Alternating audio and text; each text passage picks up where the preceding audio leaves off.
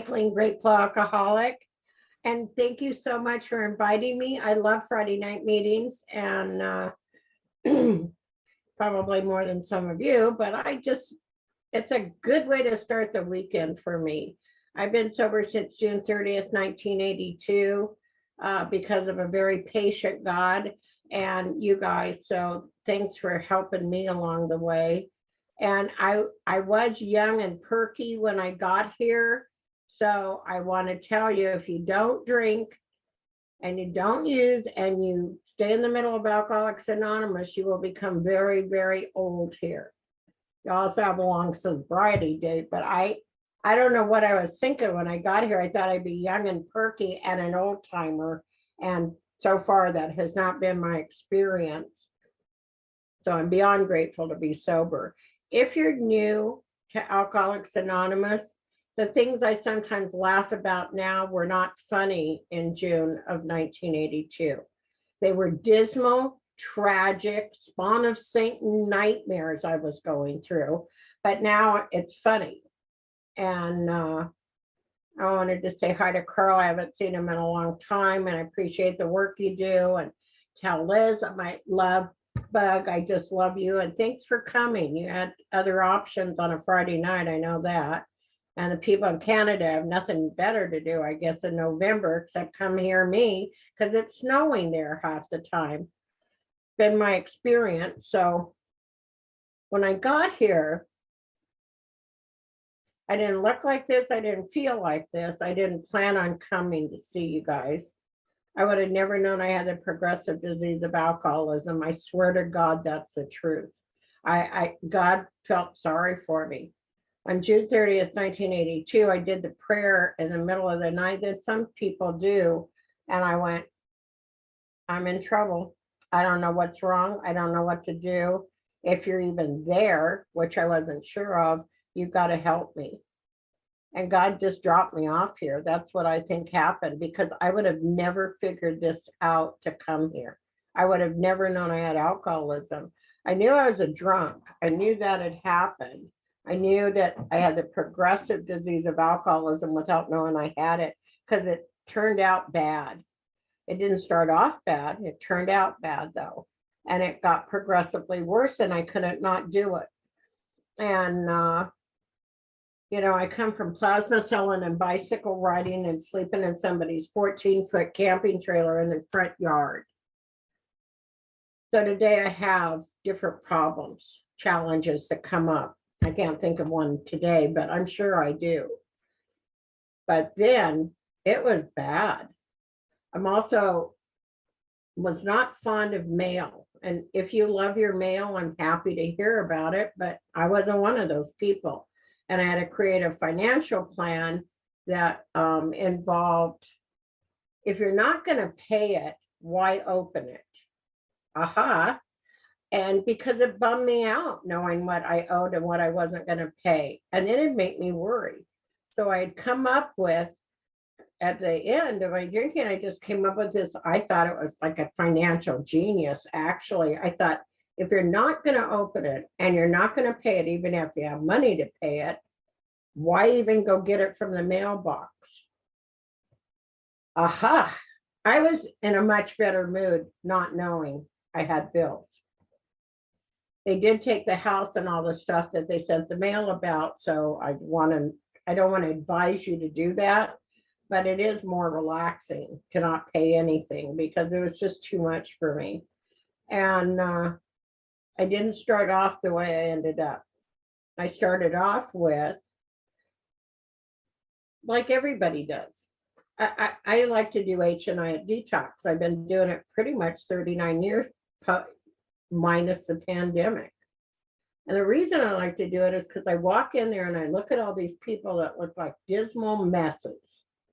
And I vision them, I can envision them in a first grade picture. You know, the classroom pictures they used to take, I don't know if they still do them, but all the kids are goofy and funny and cute and little and innocent. And I envision them in that picture. And I think not one of them planned on being in detox that night.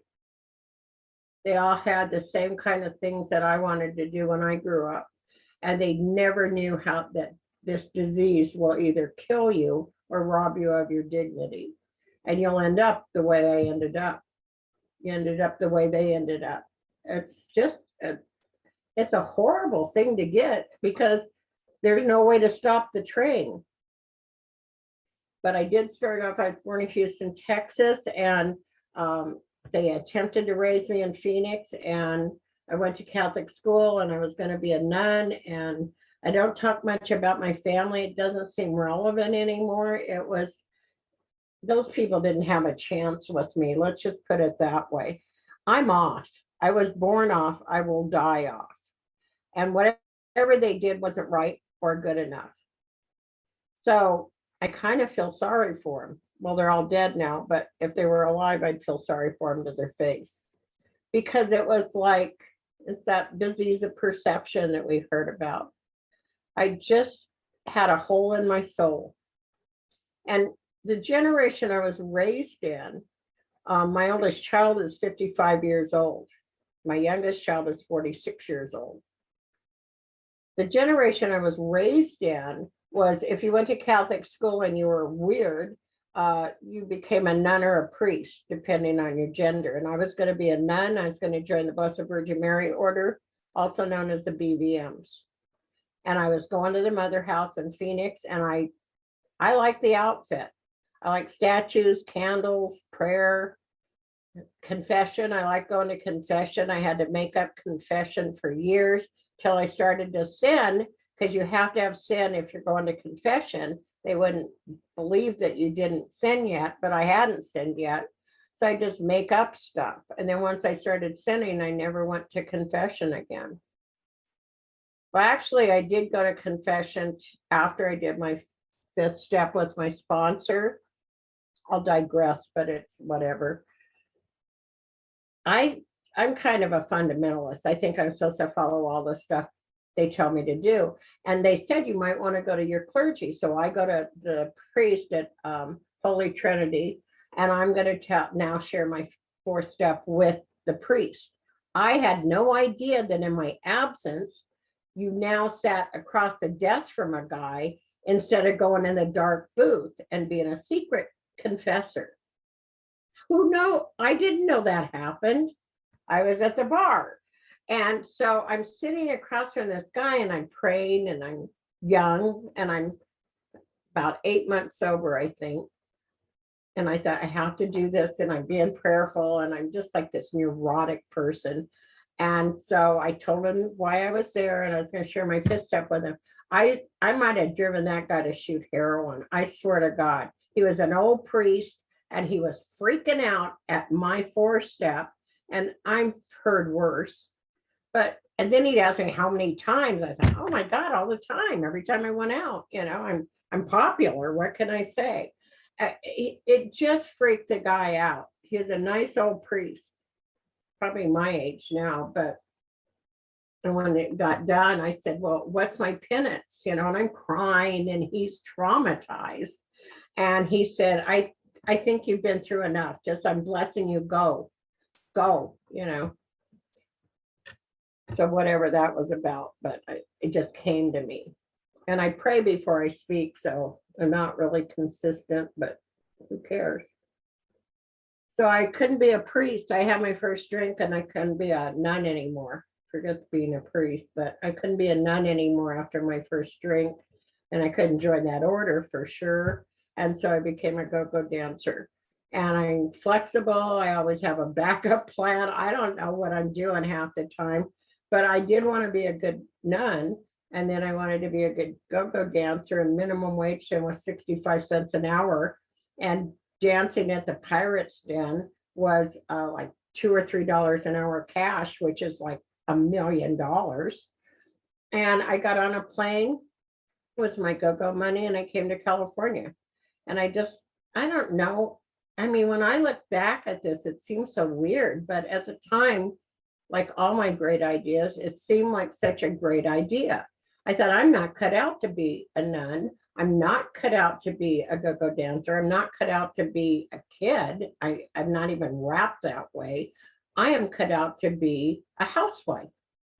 And I should get a husband, and make a meatloaf and get a puppy and a baby and subscribe to Parents Magazine, whatever I saw on TV. I'm from the Mother Knows Best, Father Knows Best, Donna Reed show, Leave It to Beaver, Ozzie and Harriet. That's my generation. And it looks so easy on TV in 30 minutes. It did look easy. And I was like going to go for it. And I came here and I remember staying at the Pickwick Hotel, and I looked down and they had all these little white hats and they were all sailors cruising around the street. And I got a sailor and I got married and I had a puppy and a baby, and I wasn't even pregnant when I got married. I mean, who does that? But I look at 15-year-olds today and I think, what was I thinking? And I'm not much different now in that I always think I have a great idea. And I think if I tell you about it, you'll want to do it, So if I say to you, I've got a great idea, just run. Because that was much harder than they made it look on TV.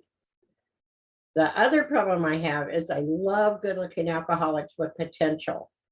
That's who I like to marry. I like to help them. I like to make them a meatloaf and understand all their problems and be the one. What would I do without you was my best thing I'd ever heard. I should have had t-shirts made. What would I do without you? Because if you have a hole in your soul, you need somebody to need you. Anybody healthy will not need you. You have to get somebody sick if you're sick. Who knows all this stuff when you're young? I didn't know it. And I should have started drinking a lot younger and more, but I didn't. I would rather be a martyr to Al-Anon and take diet pills so I could accomplish more things, because you can clean better. I'm just saying that. I cleaned a lot. I remember one time one of the nurses, I worked in at Growthorne Hospital, and one of the nurses, I was studying for finals. I had 2 little kids at home, and she said, take some of this. It's kind of like strong coffee. And I said, I would never take a drug because I'm Catholic and I'm going to be a housewife and a good person. And she says, it's just like strong coffee. I said, I don't really drink coffee. And so I took it. It's not like coffee, people. I cleaned my house. I took care of my patients, her patients. I studied for final for that semester and the next semester. And I regrouted something. I don't know. The kids were at a picnic at 6:30 the next morning at Balboa Park, and it was still wet out. So I thought, well, that I should get some more of those, because that helps you study and clean and be a good parent. I mean, that's kind of what my shtick is about, is who wants to end up the way some of us end up? I did not. I was shooting for the stars. I was going to be wonderful. I had moral and philosophical convictions galore. I couldn't live up to them, but I had them. But I didn't know I was driven by 100 forms of fear, self-pity, self-seeking, or self-delusion. I didn't even know what that really meant. When I first did my 4-step advice, sponsor said, don't forget to write down all your fears. I put false teeth, birds, I think garbanzo beans. I mean, I don't know. It was stuff that made me nervous, and it just, I didn't even know what fears I had. I mean, till later, and she's like laughing at me like, these are serious fears. And fire was on there. But garbanzo beans, I mean, who has that on their fear list? Nobody I sponsor has been as whacked as I was, but thank God, well, one. It didn't turn out. The marriage thing didn't turn out. I'm a fake. Now I'm authentic, which is why I seem like this. But when you don't fit in your skin and you're not fine, and this is a whole mistake, but you have to pretend to do legitimate things. It's stressful. Acting like you're a real person and a legitimate person when you're not one is hard. And I was stressed out from trying to act normal. I worked in an emergency room. I was a Girl Scout leader. I was a soccer mom. I had a Christmas party. I took in foster kids at holidays. Those are all good things. They're legitimate things. All the time, hoping nobody would find out. I was never even sure what I was afraid they'd find out. But I knew I was going to be found out. I was like this. I did things. I accomplished things, but I was never okay. And there's a place that you can go with your drinking that my drinking took me, which is a good place. And it's, you keep going and you care and it's horrible, and you keep going and you care and it's horrible, and you keep going and you care and it's horrible. And if you keep drinking a little bit longer, you don't care. I drank to the I don't care anymore stage. Sorry, the kids are messed up. Sorry, my employer's concerned. I don't care. I could not drink. I had to start drinking at work the last 3 months because I couldn't wait till 5 anymore. It's too long. And I didn't know I had the progressive disease of alcoholism. So it's very confusing. My oldest daughter said to me one day, I think she was about 14, 15 when I got sober. And she said, what is wrong with you? What is happening? And I said, I don't know. I'm sure it's your dad's fault, but I really don't know. And I meant that. I would never do everything I was doing. I would never not do everything I wasn't doing. I didn't want to be this person, and I could not make it stop. And if I tried to make it stop, it actually got worse. So when I got to June 30th, 1982, I came out of a blackout after another day. I promised I wouldn't drink.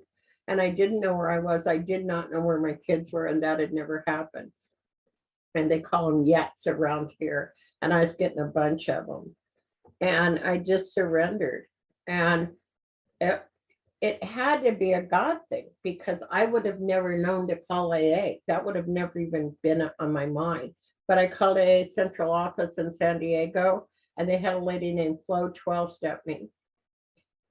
I didn't know what the 12-step thing was or anything, but this lady named Flo, who I didn't know, the image was over.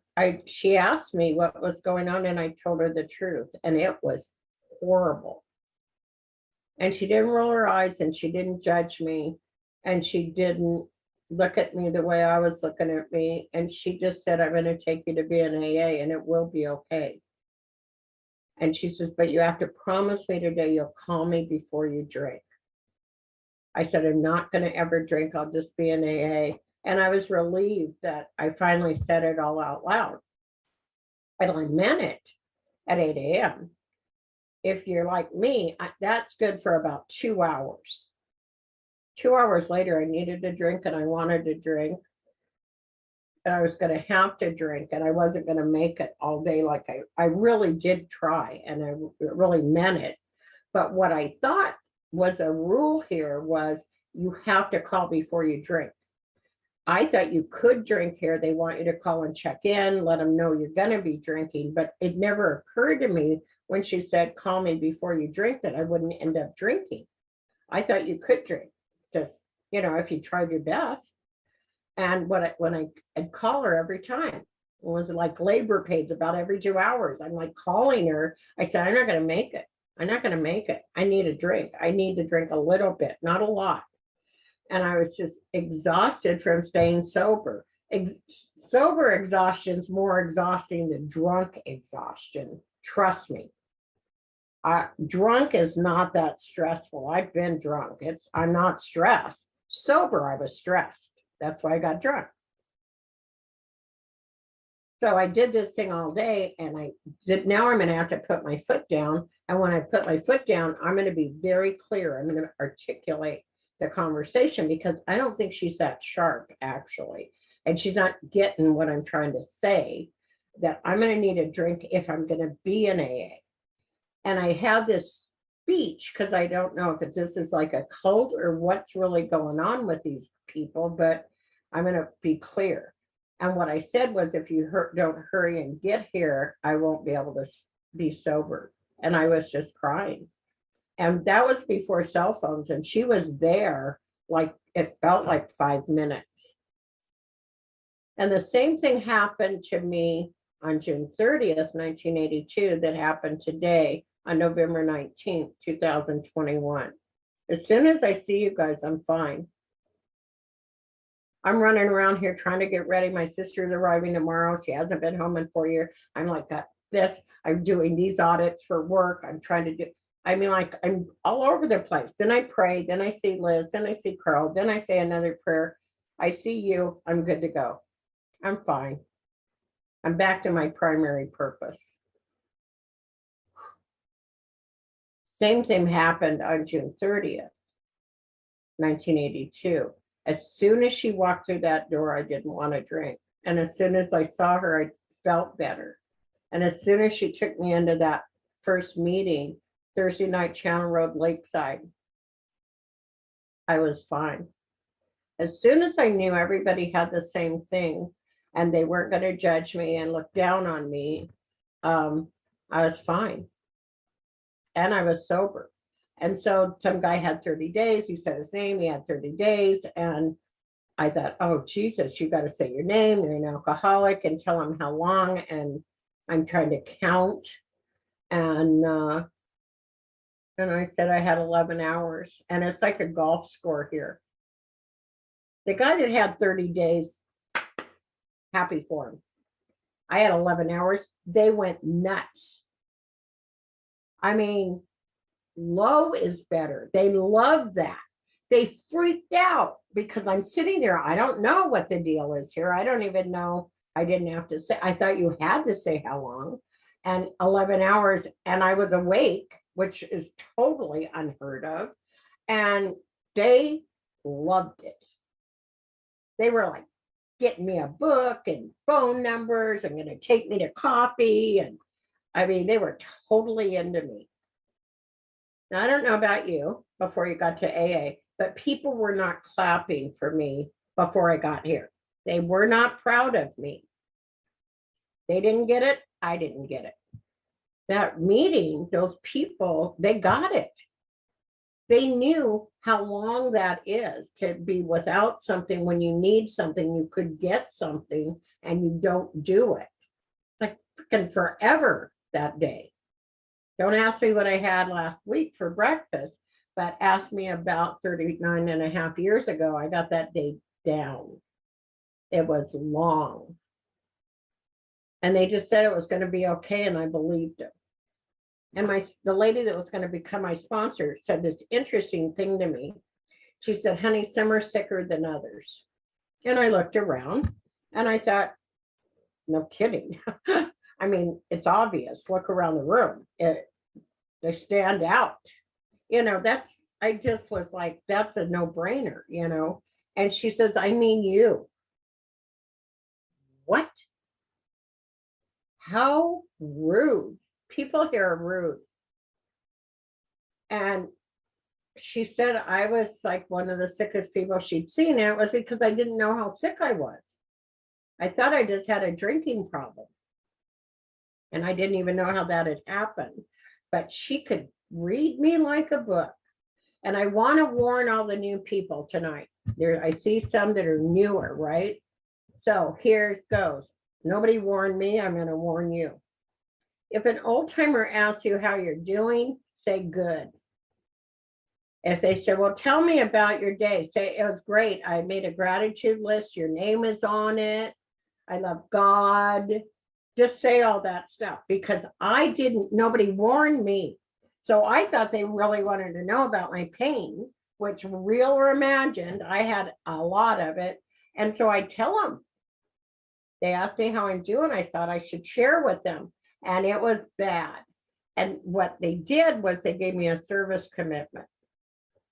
Every time I said I was in pain and gonna die, and it was the worst day of my life, and this was so hard, and I went on, they called it whining. I thought I was sharing my pain. They gave me a service commitment. That's how I got on 12 H&I panels. That's how I became a coffee maker, a floor sweeper, a coffee cup cleaner, an ashtray putter outer. I mean, until it finally dawned on me How are you doing? I'm good. I am good. Love God, love AA, love you. Made a gratitude list, your name's on it. And I didn't get any more commitments.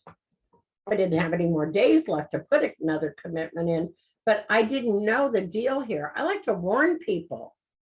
These people are like, you know, real or imagined. I didn't even know. I just created stories to explain why I was so messed up and why I'd done such messed up stuff. And all the mail I didn't open caught up with me. Their dad was sober for a year in Coronado. They went there. While I figured it out, I had to walk out of my job because I didn't even know how I got the job. My resume was fake. If I walked by a campus, somehow I became a poli-sci major. I mean, it just all came crumbling down, and they didn't have as many recovery homes or anything like that in those days. And so there was a lady named Pat Webster, and she said, I just got a trailer in my house. And I thought, I'm not a camper. I don't want to live in a trailer. I'm from La Mesa. And it's a 14-foot camping trailer with red shag carpeting in the front yard of somebody's house. I'm from La Mesa, for Christ's sake. I'm a legend in my own mind, and they want me to live in a front yard in a camping trailer with red shag carpeting. I mean, Jesus Christ. And my sponsor would say, oh, you're so lucky. What a gift. God just gives you all these gifts. And I don't know where she was coming from or what she was smoking, but it didn't feel like that to me. But God's gifts come in ugly wrapping paper. It was a gift. It was free. It was ugly as hell. There was a hose with running water. Alan brought me a bicycle, so I had transportation, which I'm not actually a bicyclist either, although I just bought one just so that when I open the garage, my neighbors go, wow, she's old and she has a bicycle. I haven't ridden it, but my image in my cul-de-sac is there. But then I was young and perky, and I didn't want to ride a bicycle. I didn't want to sell plasma. I'm a Girl Scout leader gone wild. I'm not a bad person. Why are these things happening to me? And one gift in ugly wrapping paper after another came from God. And my sponsor didn't like whiners, and she didn't like manipulators, and she didn't want to hear self-pity. That was her trip. And I had Joyce was my sponsor for 25 years, so she got the hang of me. So if you're going to have a sponsor like that, you have to get creative when you share pain so that it doesn't look like you're in self-pity. It was exhausting, actually. But I'd ride my bicycle to Taco Leo's with my roller dimes that she gave me, and I put them in the payphone, and I'd call her, and I tried to sound like I wasn't in self-pity, which of course I was, because my life sucks. I mean, look at it. This is a nightmare. People have phones today and live with electricity. I had propane. Who has that? I'm not a camper. And because of that, and she just would say, I said, I need a boyfriend to be in AA with me, and go to AA dances and talk about God and stuff, And I was perky. I should have been able to get a date. I couldn't really get anything moving here. And I had every service commitment that should have netted somebody. And nobody was knocking at the trailer. So she said, go back and ask God to hold you at night. That's cool. I mean, I totally want to get into that. That's what I told her. I said, but I'm thinking like hairy chest. I need a guy. And I couldn't get one. So I would ask God to hold me at night. And twilight zone-ish as it may, I thought I felt something. I thought it was real. And I felt different. And I felt like maybe I should put more energy into the steps instead of trying to get a boyfriend. And that's what I did. I took my third step on September 7th, 1982, and it changed me. It didn't fix me, but it changed me. And I knew something I didn't know before, and I had something I'd never had before, and I had focus, and I was committed. And if you asked me to explain it, I couldn't. But everybody had taken a third step and had that experience, knew what I was talking about. And I just started taking those steps with commitment and seriousness. Like I knew my life depended on it. There was an old timer that used to say, the woman I was drank, the woman I was will drink again. You better be different. And that scared me. I wrote it down. The kids, I told the kids that it's only 12 steps they want me to take. It's not like Esther Course of Miracles or anything. It's 12 weeks, I think. You know, a step a week I'll do. And maybe I can knock out 2 in it one weekend. I've got all these commitments, so, but it shouldn't be long. It takes longer, apparently. And the next thing you know, my sponsor is helping me with my 4th and 5th step. And the next thing you know, the kids are coming home. And the next thing you know, there was an apartment that I could get into with a credit rating of 7. Might have been 8, but 7 is probably where it was. And pretty soon, Carl from the club's bringing me a car, a free car, a Ford red Pinto. Yeah, if you have a Pinto, I don't want to offend you, but they suck. They're ugly. They're embarrassing. Nobody should ever have to drive a Pinto. But my sponsor, once again, said, oh, what a gift. A free car from Carl at the club. He was a mechanic. And he fixed it and got the best new used tires he could find. And he put gas in it for me. And he said, you're going to need that to take the kids where they need to go. And I said, no, thank you, because I thought I'm holding off for a Volvo. I am not going to just take the first car that they give you, because obviously people give cars here. I'm waiting. And my sponsor, you know, you hear people say who their sponsor is. My sponsor always said, tell people you have a sponsor, don't tell them it's me. And now I understand why, but I was just embarrassed by me. But I thought she wanted me to be rigorously honest. And I was telling her why I couldn't take the car. So she made me call Carl and get the car. And apologize to Carl for not being more grateful, which I hate. And I loved that car by the 3rd day. And we were polishing the car. And I could give somebody a ride because so many people had given me a ride. And pretty soon, when I did my 5th step, maybe some people went, hoorah. I didn't. I went, oh my God, what a worthless piece of human flesh. And my sponsor said, there's more steps. I said, this is horrible. I'm a horrible person. I've done horrible things. I didn't even know how bad. And I took 6 and 7 the way I was taking the rest of them, with serious commitment. And I meant it. Swear to God, meant it. I put my book on a shelf so I could take it off a shelf. I'm very literal. I'm totally into this, and I mean it. And I was like a cross between Mary Poppins and Mother Teresa for about 10, 12 hours. I was like, whoa, you know. And what happens if you take 6 and 7 with commitment and you're serious about it is you get this thing called a 6 and 7 conscience.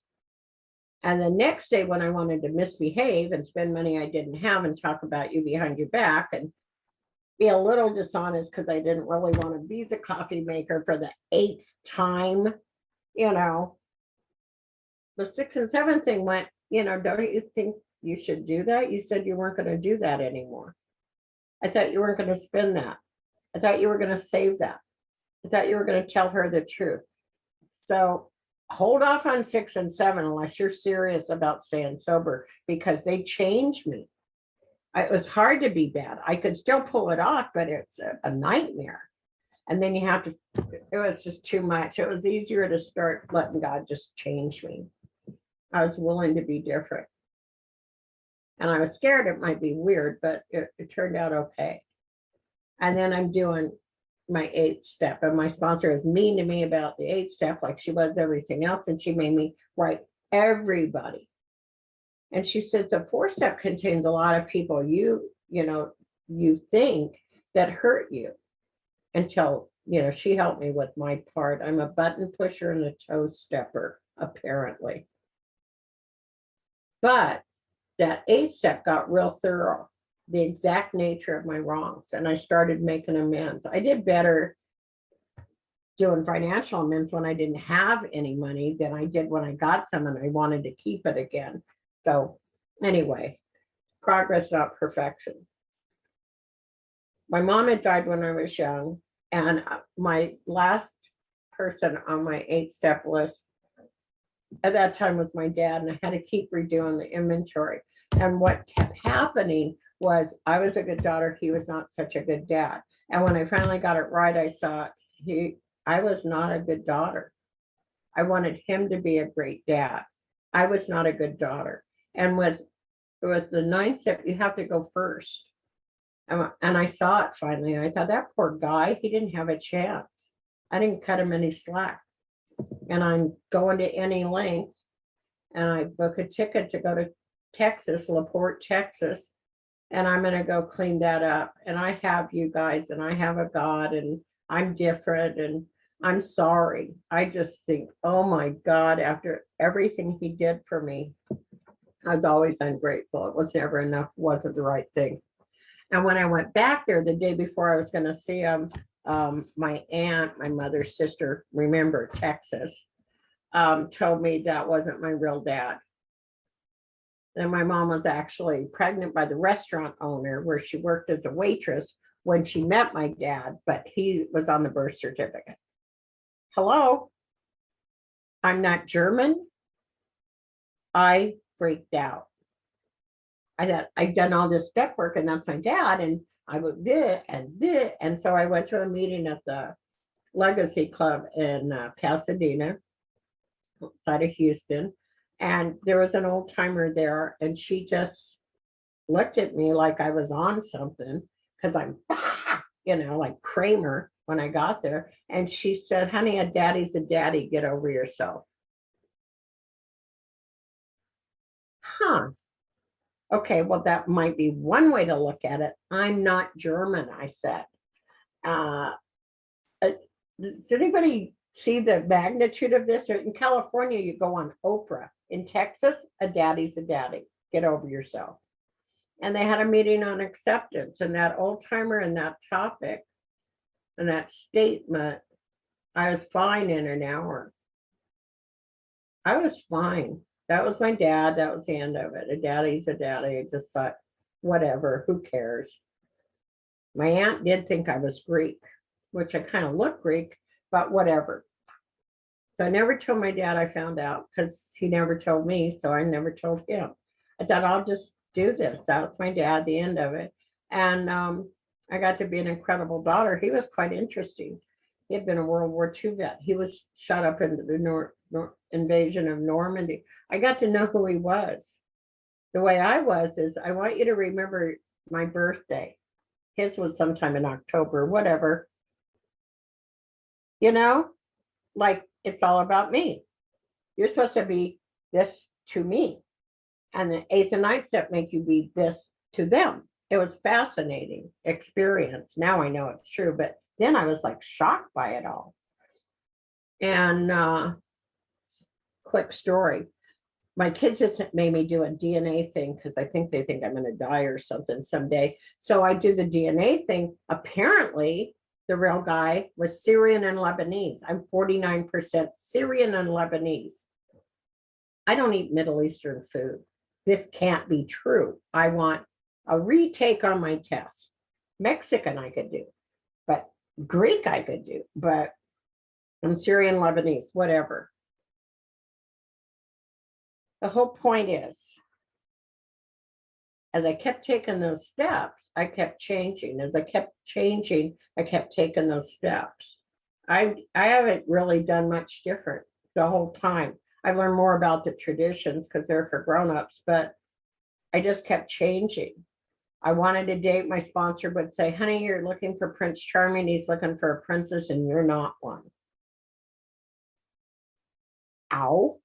It was true, but still, ow, And then I met him. I raised those kids. We had a life. It was magical.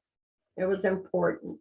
And I was healthy enough had enough of a credit rating, had cleaned up the wreckage of my past, and I had something to offer, and so did he. And he had more time than me. And he died unexpectedly. He'd been up in LA talking, and he came back that night. And it just was 21 years this year, believe it or not. He was too young to go. I'm definitely not ready for it. And it was a shock. But everybody came through. People were at the emergency room at Tri-City before I could even get there. And I just thought, I knew how it turned out. That's the one thing about being here a while. You know how it turns out. It turns out fine. Turns out you'll laugh again. You have some money in the bank again. I just celebrated 51 years in healthcare. 51 years. There are people here that don't even know people 51 years. I started in healthcare in 1970. I'm still working on a federal grant from home for the state of California. What's crazy? I'm not even qualified for everything I've done, but I've stayed in that position. I've raised those kids. I've upped my credit rating. I had to actually buy a car a few years back, and I didn't want a car payment. That was my big thing. And I go in there and I said, I got 20 minutes. I'm walking out of here with a car. I'm just walking out, but I got things to do, people to see. It's my day off. What can you do? And he said, well, we got to do a credit check. I said, what do you need to do that? He goes, well, your driver's license, your place of employment. I said, here, go. And I'll go do it and see what I can get. And he said, well, find something you want. I said, I did. It was a Gladys Knight Cadillac and I can't afford it. So that's why I'm at Toyota. And he comes back out after he ran my credit. He said, you can have anything on the lot. I said, I don't care. Any of those darker ones on that row. I don't care. I just need to leave. I had to be at H&I out in Las Colinas at 1 o'clock. I like to get everywhere early.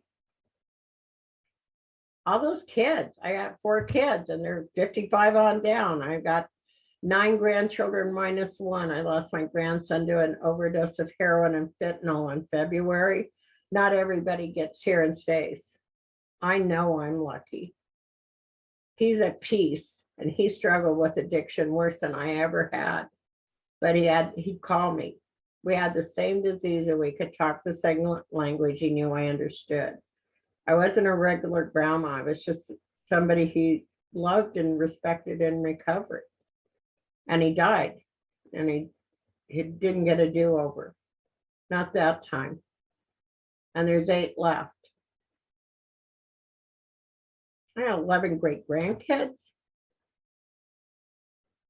I've been here, living here 25 years. People are incredible around me. There are people that know me and love me. That's amazing. I haven't picked up a drink no matter what, but I don't think I got it made. I think there's steps to stay, but there's also steps to go. Get too busy to take commitments anymore because you got a lot of time. You've already done that. Quit sponsoring so many people. It takes up a lot of your free time or all of it. Start realizing your sponsor's not all. Start taking everybody else's inventory at the meeting but yours. I swear to you, you can drink and use again after you've been here a long time. I've watched it happen. I keep taking the steps to stay and keep not taking the steps to leave. And if I start getting a little off, which God knows I can, I got a posse around me. I almost drank at 6.5 years sober. I'm going to close with this. But the reason I was going to drink was because I didn't want to look bad in AA. I'd hit a low enough bottom that everything I did looked like a big accomplishment. And then all of a sudden I started struggling and I didn't want to tell. I didn't want to look bad. I mean, I'm in AA and I got 6.5 years. I'm not going to start. I don't want to tell my sponsor even because then she'll know she sucks. If she was a good sponsor, I would not be struggling. I did not miss a step, people. And little by slowly, I just got fake again. And I started sharing what I was like, what happened, and what I wished I was like. And then I shared what I was like, what happened, and what I wanted you to think I was like. And then what I thought I should be like. And I was doing everything but telling you the truth about me. And I learned from that experience. And it doesn't matter how much you do here, how hard you work, how much extra credit you put in, you're going to turn out human. I turned out human. I turned out human. I make mistakes, I fix them. I feel bad about them. I don't like to. But I'm not so uncomfortable with just telling you, well, I blew it. I thought about stabbing him in the throat, but I didn't. That was good. The bottom line here is stay in the middle. That's what they told me to do. That's what I've done. So far, so good. That's it. Thanks.